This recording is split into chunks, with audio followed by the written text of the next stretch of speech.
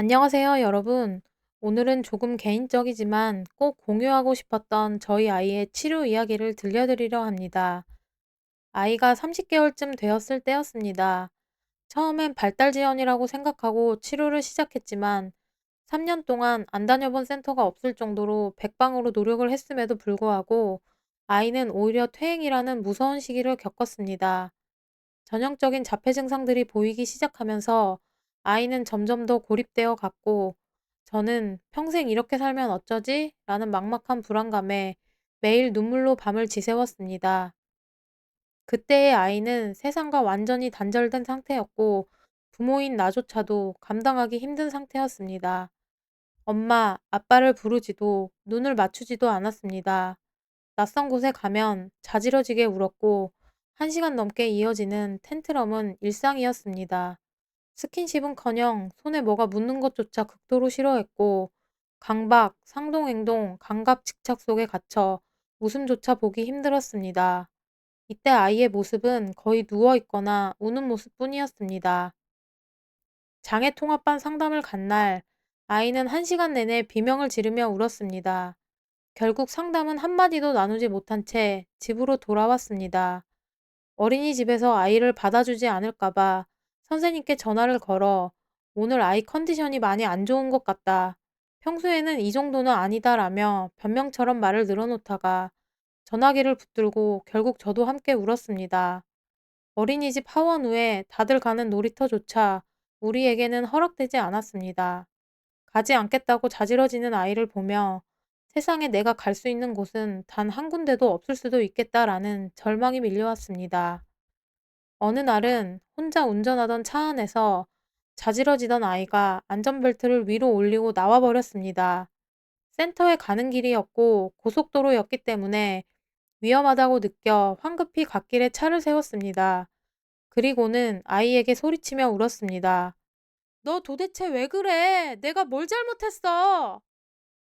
남들에게는 공기처럼 당연한 평온이 왜 나에게만 이토록 가혹하게 허락되지 않는 걸까? 원망스러웠습니다. 3년 동안의 치료가 진전이 없자 다른 치료를 해봐야겠다는 생각이 들었습니다. 여러 가지 치료 방법을 놓고 남편과 논의 끝에 전혀 다른 방향의 치료를 시작하기로 했습니다. 왕복 두세 시간을 운전하며 아이 곁을 지켰던 그 시간들, 그곳에서의 경험은 저에게 단순한 치료 이상의 의미였습니다. 아이의 변화를 눈으로 확인하며 저는 비로소 닫혀있던 마음을 열고 공부하는 엄마가 되기로 결심했습니다. 그 치료를 계기로 아이의 뇌와 장, 감각, 몸의 문제를 다루는 다양한 치료법들을 편견 없이 공부하기 시작했고, 우리 아이에게 맞는 것들을 하나씩 받아들이며 적용해 나갔습니다. 제가 공부하고 노력한 만큼 아이도 화답해 주었습니다. 단순한 직선 긋기조차 하지 못하고 1분도 착석이 불가능했던 아이가 이제는 2시간 넘게 앉아 무언가에 집중합니다. 긴 문장을 이해하고 간단한 질문에 대답하며 무엇보다 엄마 아빠의 표정 변화를 살피고 애교를 부리는 상호작용의 기쁨을 알게 되었습니다. 스스로 해보고 싶은 것, 갖고 싶은 것이 생겨난 아이를 보며 매일이 감동의 연속입니다. 아이가 가는 요리센터에서 행복이는 정말 애교가 넘친다며 너무 예쁘다는 말을 들었습니다. 엄마가 일하는 사이에 혼자 옷을 싹 갈아입기도 했습니다. 약을 먹어야 할 만큼 ADHD가 심하다던 아이였지만 약 없이 신경 전달 물질 수치를 올렸고 이제 2, 3교시를 걷더니 일반 학급에 앉아 있습니다. 할머니 집에 갈 때 가족들이 많은 거실이 싫어 구석진 방에서 혼자 놀던 아이가 이제는 함께 어울리진 않아도 같은 공간에 있는 것을 좋아합니다. 물론 아직도 가야 할 길은 많이 남아 있습니다. 여전히 일반반 수업을 따라가지 못하고 또래만큼 유창하게 말을 하지도 못합니다. 목소리 톤도 일정하고 말투도 다른 아이들과는 확연히 다릅니다. 하지만 저는 이제 더 이상 슬퍼하거나 좌절하지 않습니다. 아이가 해낼 수 있다는 확신이 있고 그 과정 속에서 매일매일 더 큰 행복을 발견하고 있으니까요. 남들에게는 평범한 일상이 제게는 기적이었던 시절을 지나 이제 저희 아이는 매일 새로운 기적을 써내려가는 중입니다.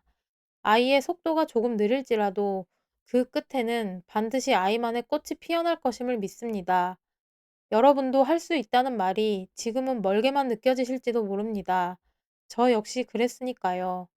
하지만 아이를 바꾸겠다는 마음을 내려놓고 내가 먼저 아이를 이해하겠다고 결심하는 순간 세상은 조금씩 바뀌기 시작할 겁니다. 아이의 속도에 조급해하지 않아도 되는 단단한 마음, 그 마음의 근육을 만드는 일은 지금부터라도 충분히 가능합니다. 다음 영상에서는 제가 아이와 함께하며 직접 경험했던 치료법들, 그리고 효과가 있었던 치료에 대해 나누어 보려고 합니다. 오늘 제 이야기가 여러분께 작은 희망의 씨앗이 되셨기를 바라며 다음 영상에서 뵙겠습니다.